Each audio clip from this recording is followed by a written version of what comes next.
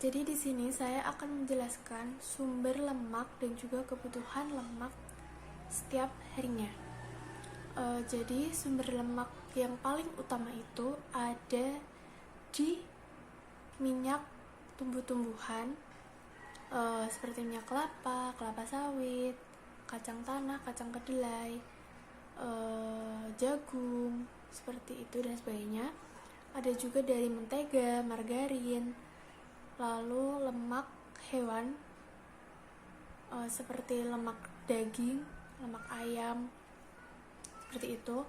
Kemudian sumber lemak lainnya itu seperti kacang-kacangan, biji-bijian, kemudian krim, susu, kemudian keju, kuning telur, serta makanan yang dimasak dengan minyak.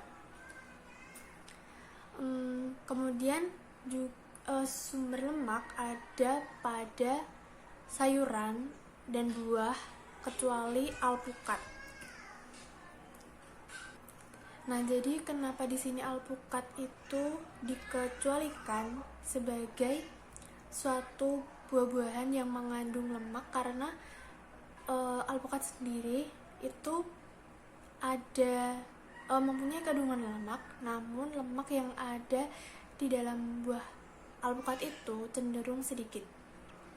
Nah, kemudian ada lemak yang di dalam tubuh kita itu tidak bisa mensintesisnya, yaitu asam lemak esensial. Nah, asam lemak esensial ini tuh ada dua macam, yaitu asam linoleat dan yang satunya asam linolenat. Kemudian sumber dari asam lemak esensial ini bisa didapat dari bahan makanan seperti minyak jagung, minyak kacang kedelai, kemudian minyak biji matahari, biji bunga matahari, dan minyak palma. Minyak palma dan juga minyak kelapa itu bukan salah satu sumber asam lemak esensial ini gitu. Kemudian saya akan menjelaskan juga kebutuhan harian lemak yang tubuh kita butuhkan. Nah, untuk kebutuhan lemak ini tidak ada dinyatakan secara mutlak seperti itu seberapa lemak yang harus kita konsumsi setiap harinya. Namun dari WHO sendiri pada tahun 1990 itu menganjurkan mengonsumsi lemak sebanyak 20-30% dari kebutuhan total energi kita setiap harinya. Kemudian untuk asam lemak esensial kita dianjurkan untuk mengonsumsi sebanyak 7-8% setiap harinya dari kebutuhan total energi kita untuk satu harinya. Seperti itu tubuh kita butuhkan. Nah, untuk kebutuhan lemak ini tidak ada dinyatakan secara mutlak seperti itu seberapa lemak yang harus kita konsumsi setiap harinya. Namun dari WHO sendiri pada tahun 1990 itu menganjurkan mengonsumsi lemak sebanyak 20-30%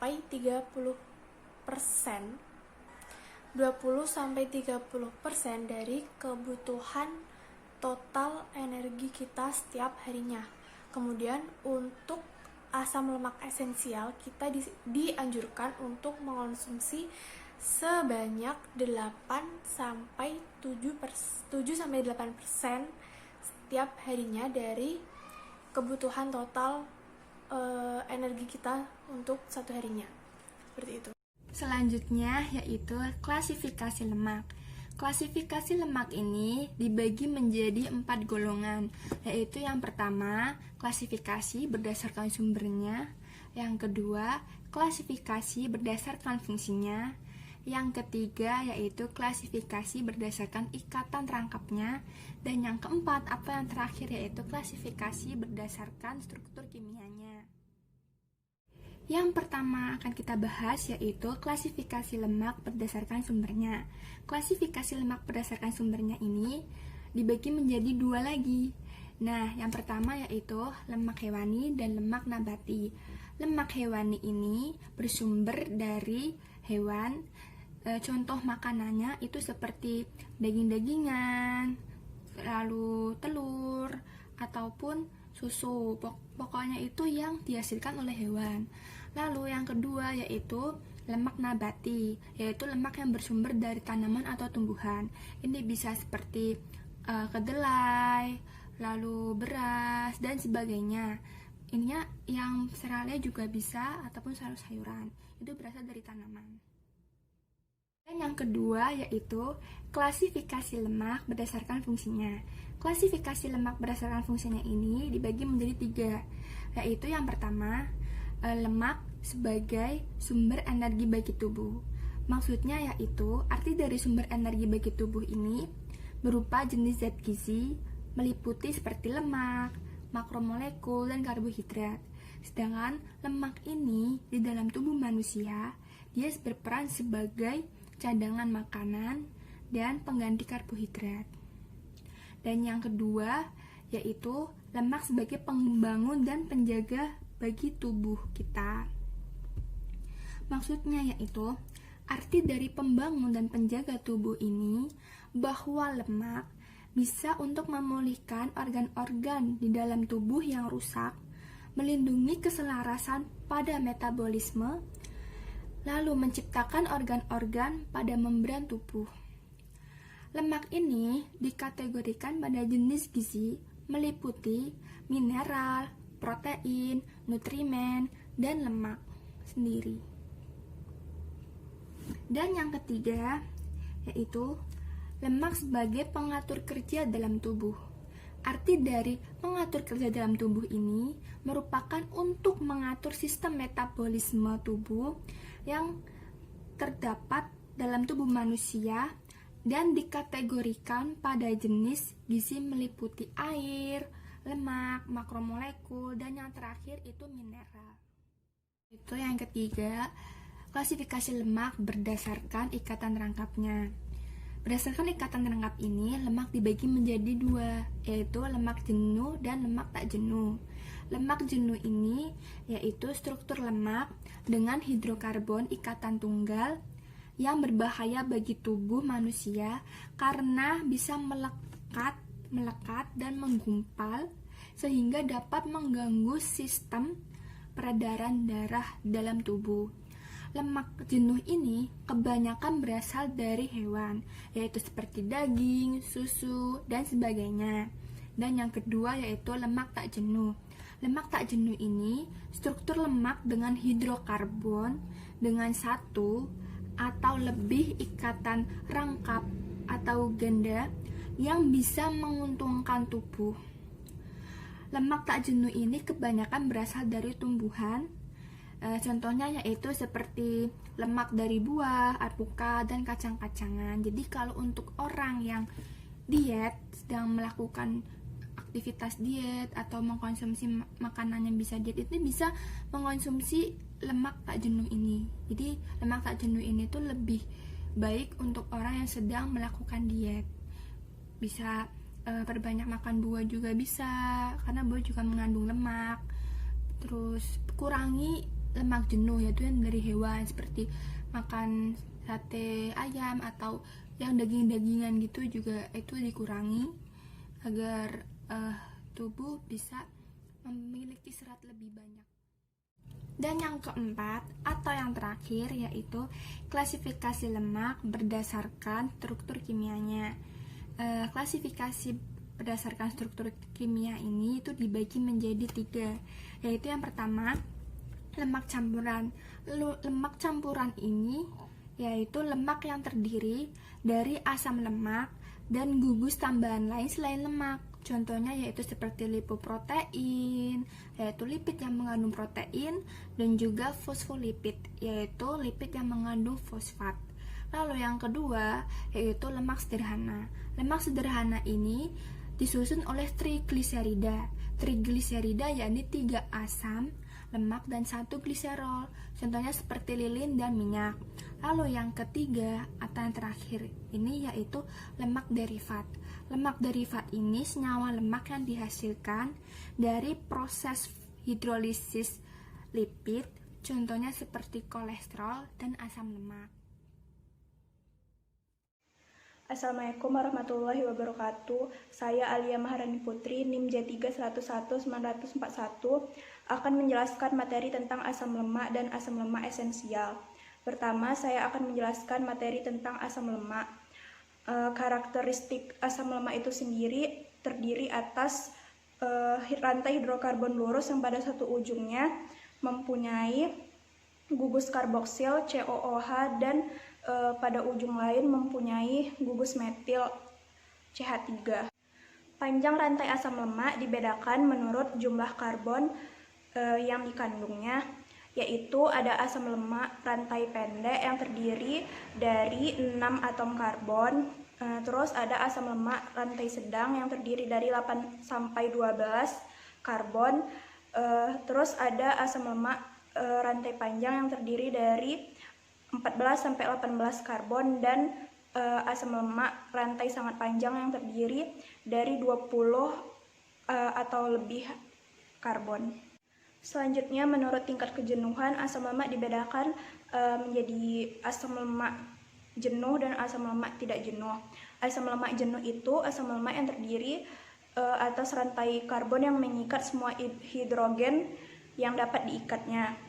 Kalau asam lemak tidak jenuh itu asam lemak yang mengandung satu atau lebih ikatan rangkap yang dimana sebenarnya dapat ditambahkan atom hidrogen. Asam lemak tidak jenuh tunggal mengandung satu ikatan rangkap, sedangkan asam lemak tidak jenuh ganda mengandung 2 atau lebih ikatan rangkap. Nah, contoh dari asam lemak jenuh itu seperti asam stearat. Kalau contoh asam lemak tidak jenuh tunggal itu contohnya asam oleat, dan contoh dari asam lemak tidak jenuh ganda itu asam linoleat. Selanjutnya saya akan membahas tentang asam lemak esensial atau yang disebut juga dengan ALE. Asam lemak esensial ini terbagi menjadi 2. Yang pertama itu tuh asam lemak linoleat atau omega 6 dan asam lemak linolenat atau omega 3. Asam lemak linoleat atau omega 6 ini dalam istilah kimianya disebut asam oktadekadienoat.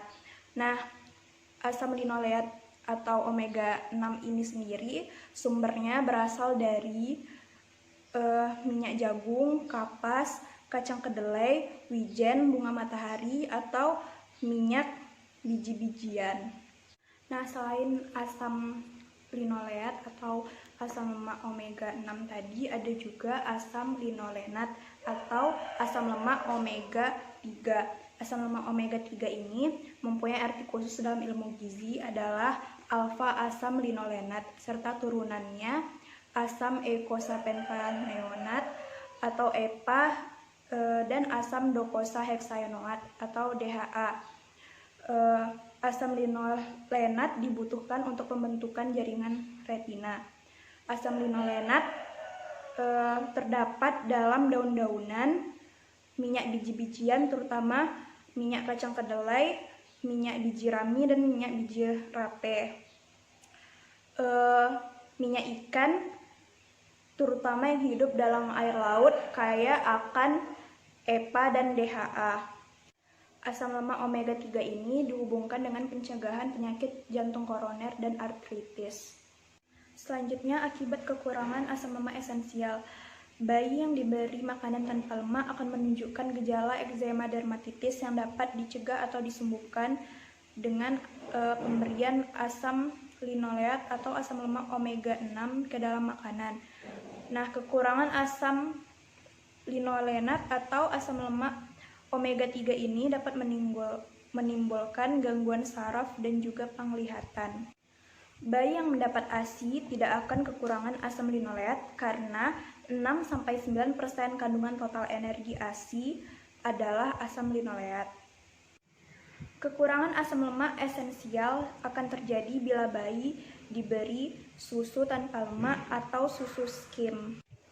Bila kebutuhan akan asam lemak linoleat terpenuhi, maka kebutuhan akan asam lemak linolenat akan terpenuhi juga karena kedua macam asam lemak tersebut biasanya terdapat dalam bahan makanan yang sama. Pada orang dewasa, kekurangan asam lemak esensial hanya diamati pada pasien yang mendapat makanan intravena bebas lemak dalam jangka waktu lama. Sekian penjelasan dari saya tentang materi asam lemak dan asam lemak esensial atau ALE. Assalamualaikum warahmatullahi wabarakatuh. Saya Siti Halimatus Sadiah, NIM 17. Di sini saya akan menjelaskan mengenai apa sih itu lemak netral dan bagaimana sih pencernaan dari lemak itu. Yang pertama, lemak netral adalah suatu ester antara asam lemak dan gliserol, dan fungsi dari lemak netral ini sebagai simpanan energi. Sedangkan yang kedua itu pencernaan lipid. Nah, pencernaan itu adalah suatu langkah pertama dari adanya metabolisme lemak. Nah, fungsi dari pencernaan ini itu untuk memecah trigliserida menjadi monogliserida atau itu menjadi struktur yang lebih kecil lagi, yang lebih sederhana lagi menggunakan enzim lipase. Untuk pencernaan yang pertama itu berada di dalam mulut menggunakan enzim lipase lingual. Pencernaan lipid itu dimulai dari mulut. Di situ akan ada pencernaan yang namanya pencernaan kimiawi menggunakan enzim lipase lingual. Setelah itu, kolesterol yang telah dicerna tadi itu tidak akan dipecah dan dia tetap utuh sampai dia mencapai pada sel epitel di usus halus. Nah, lipid yang tadi sudah dicerna oleh mulut, dia langsung menuju ke lambung, dan di mana pencernaan kimiawi itu dilanjutkan di dalam lambung menggunakan enzim lipase pada lambung, dan di mana pencernaan mekanik itu dimulai menggunakan gerakan peristaltik pada lambung tersebut. Nah, namun sebagian besar pencernaan dan penyerapan pada lipid itu terdapat pada usus halus, sehingga lipid akan dipecah, akan diserap di dalam usus halus saja. Nah, bahan kimia pada pankreas yaitu famili lipase pankreas dan enzim yang bergantung pada garam 4-Bu ini lalu diekskresikan ke dalam usus halus untuk yang berguna itu untuk memudahkan dalam memecah trigliserida menjadi monogliserida dengan pencernaan mekanik lebih lanjut. Nah, hingga masing-masing dari unit asam lemak individu ini diserap dan dicerna ke dalam usus halus. Sedangkan enzim lipase pankreas itu bertanggung jawab dalam pemberian atau pensinyalan hidrolisis trigliserida menjadi unit asam lemak dan gliserida yang terpisah. Terima kasih. Terima kasih. Selanjutnya, saya Putri Aditya Salsabila. Di sini saya akan menerangkan tentang trigliserida dan juga bentuk lemak makanan. Yang pertama adalah trigliserida. Nah, trigliserida ini dia adalah jenis lemak yang banyak ditemukan di darah. Biasanya itu lemak ini berasal dari hati maupun dari bahan makanan seperti daging, nasi, mentega, minyak, dan juga keju. Nah, biasanya itu ketika kadar trigliserida itu sudah melebihi batas normal yang dibutuhkan oleh tubuh, maka akan terjadi peningkatan gumpalan darah yang berisiko menyebabkan penyakit stroke maupun serangan jantung. Selanjutnya adalah bentuk lemak makanan. Nah, bentuk lemak makanan itu seperti yang kita ketahui, lemak makanan adalah salah satu jenis lemak yang berasal dari bahan-bahan makanan maupun minuman. Biasanya itu ada 4 jenis. Yang pertama adalah trigliserida, yang kedua adalah bentuk asam lemak tak jenuh, asam lemak jenuh, dan juga yang terakhir adalah kolesterol. Terima kasih. Perkenalkan, nama saya Elema Futukar Rahmaningrum dengan NIM C3101561. Saya perwakilan dari kelompok 3. Di sini saya akan menjelaskan bagaimana terjadinya metabolisme lemak dalam tubuh. Lemak atau lipid merupakan sumber energi kedua yang bisa digunakan dalam tubuh untuk menghasilkan sebuah ATP. Kemudian sumber lemak itu terdiri menjadi dua, yaitu sumber lemak yang terdapat pada nabati dan hewani. Apa saja sih lemak nabati itu? Jadi lemak nabati itu terdapat pada kacang-kacangan, sedangkan lemak hewani terdapat pada daging, susu, keju, dan telur. Kemudian lemak juga bisa disebut dengan triacylglycerol atau bisa disingkat dengan TAG. Nah, nanti triacylglycerol itu akan melalui proses pemecahan yang biasa disebut dengan lipolisis. Kemudian proses pemecahan itu nanti akan menjadi dua bagian. Yang pertama yaitu gliserol dan yang kedua adalah FFA atau free fatty acid atau bisa disebut juga dengan asam lemak bebas. Nah, dapat kita ketahui tadi bahwa TGA atau triacylglycerol kan terbagi menjadi dua bentuk, yaitu yang pertama adalah FFA dan yang kedua adalah gliserol. Gliserol itu tadi akan berubah menjadi gliserol fosfat, kemudian setelah itu akan berubah menjadi dihidroksiaketon fosfat. Tapi tidak hanya pada gliserol fosfat saja, dihidroksiaketon fosfat itu bisa saja terdapat pada fruktosa 1 fosfat atau juga fruktosa 1,6 diofosfat. Pada dihidroksiaketon fosfat itu nanti akan berubah menjadi gliserol dehid 3 fosfat. Pada gliserol dehid 3 fosfat itu nanti akan melalui proses glikolisis. Nah, pada proses glikolisis itu nanti akan berubah menjadi pirufat. Pirufat itu bisa menjadi asetil-CoA dan masuk ke siklus Krebs. Di belakang saya ini sudah ada gambaran mengenai bagaimana terjadinya asam lemak bebas di dalam tubuh. Jadi asam lemak tadi akan dioksidasi menjadi asetil-CoA atau asetil koenzim A, yang selanjutnya akan melalui tahapan beta oksidasi sebanyak 5 kali sebelum akhirnya terjadi asetil-CoA, seperti halnya yang diberikan oleh karbohidrat. Akan masuk ke siklus Krebs sampai akhirnya terbentuk energi.